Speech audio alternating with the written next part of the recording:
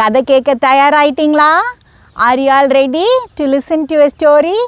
இன்றைக்கான வேத வசனத்தையும் கதையும் பார்ப்போமா? Shall we see today's Bible verse and the story? நம்முடைய எண்ணங்கள் எப்படி இருக்கோ அப்படி தான் நம்மளும் இருப்போம். நம்முடைய எண்ணங்கள் உயர்வாக இருந்தால் நம்ம செய்கிற செயலும் உயர்வாக இருக்கும். How our thoughts are, that we practice in our life. Our thoughts become action. According to our thoughts, we do things.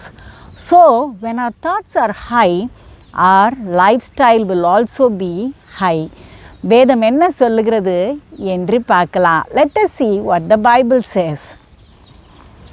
நீதிமொழிகள் 23:7 முதல் பாகத்தை நான் வாசிக்கிறேன். அவன் இருதயத்தின் நினைவு எப்படியோ அப்படியே அவன் இருக்கிறான். The first part of Proverbs 23:7. For as he thinks in his heart, so is he. இதயத்தில் நம்ம என்ன நினைக்கிறோமோ நம்முடைய குணமும் அப்படி தான் இருக்குமா. What we think in our heart is our character. அதனால நம்ம உயர்ந்த சிந்தனைகள் கொண்டவர்களாக இருக்கணும். So we have to be people who aim for high things. ஒரு ராஜ்யம் இருந்தது. அதை ஒரு அரசர் ரொம்ப நல்லபடியாக அரசாண்டு வந்தார். அவருக்கு மக்கள் மத்தியிலையும் நல்ல பேர் இருந்துச்சு. Once there was a kingdom and the king was an efficient ruler. And the people were very happy during his reign. அவர் வயதான காலத்தில் அடுத்த ராஜா யாருன்னு முடிவு பண்ண வேண்டிய நேரத்தில் அவர் தன் மந்திரிகள்கிட்ட பேசும்போது சொன்னார், எனக்கு 2 மகன்கள் இருக்காங்க. The king was quite old and it was time to select the next king. He had 2 sons.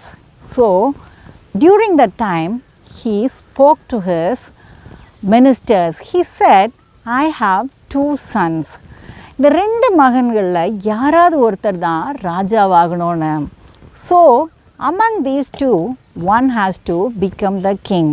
அப்போ அந்த மந்திரிகள்லாம் சொன்னாங்க, மூத்தவன் தானே ராஜாவாகணும் அப்படின்னு. The minister said, the first son should become the king, isn't it? அப்போ அந்த ராஜா சொன்னார், அப்படிலாம் எந்த கட்டாயமும் இல்லை. யாருடைய எண்ணங்கள் உயர்வாக இருக்கோ, யார் தெளிவாக காரியங்களை செய்கிறாங்களோ அவங்க தான் ராஜாவாக இருக்கணும்னு. The king said, it is not so. The person who has very good thoughts and the person who wants to work for his people can be the king. மறுநாள் ராஜா 2 மகன்களையும் கூப்பிட்டு ஒரு போட்டி வச்சார். The next day the king called both his sons and gave them tasks. அந்த ராஜா சொன்னார், நீங்கள் காட்டில் போய் வேட்டையாடி பொருளை கொண்டு வரணும், அதுக்கேற்ற மாதிரி நான் ராஜாவை தேர்ந்தெடுப்பேன்னு. The king said, go to the forest and you go for a kill and according to your talent I will select the king. அந்த மூத்த பையன் அவனுடைய அம்பையும் அவனுடைய வில்லையும் எடுத்துட்டு காட்டுக்கு போனான். 2வது பையன் ஒரு ஈட்டி எடுத்துட்டு போனான். The first son took a bow and arrow and went to the forest. The second son took a spear with him. சாயங்காலமான போது முதல் பையன் வந்தான். அப்பா, நான் இன்னைக்கு என்னுடைய அம்பையும் வில்லையும் வச்சு முயல் குட்டிகளை வேட்டையாடிட்டு வந்திருக்கேன் பாருங்கன்னு காட்டினான்.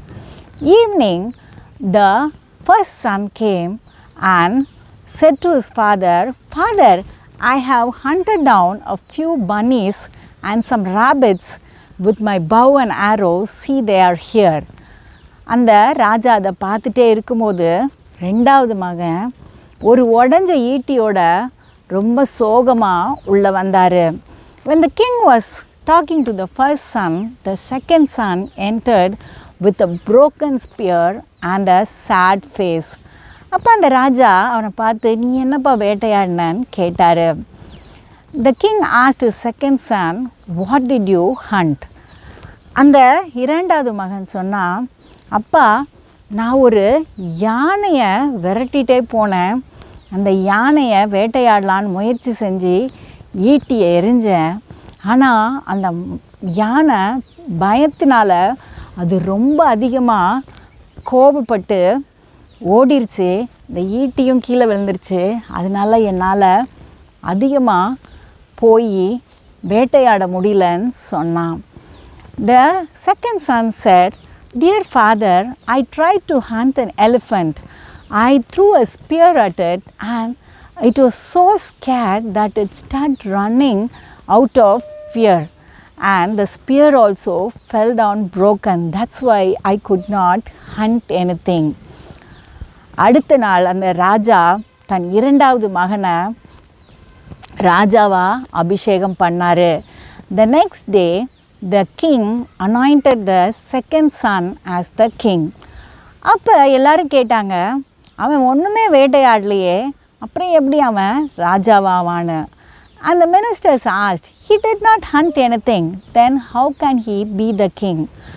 அப்போ ராஜா சொன்னார், அவனுடைய முயற்சி, அவனுடைய எண்ணம் பெருசாக இருந்தது. அவன் தோத்துட்டாலும் அவனுடைய எண்ணம் பெருசாக இருந்தது. அடுத்த வாட்டி அவனுடைய முயற்சியில் அவன் நிச்சயம் ஜெயிப்பான். அதனால் அவன்தான் சரியான ராஜான்னு சொன்னார். The king said, his thoughts were big, his aim was big. Maybe he failed now, but in future surely he will be a winner. அடுத்த கதையில் சந்திப்போம். Let us meet in the next story.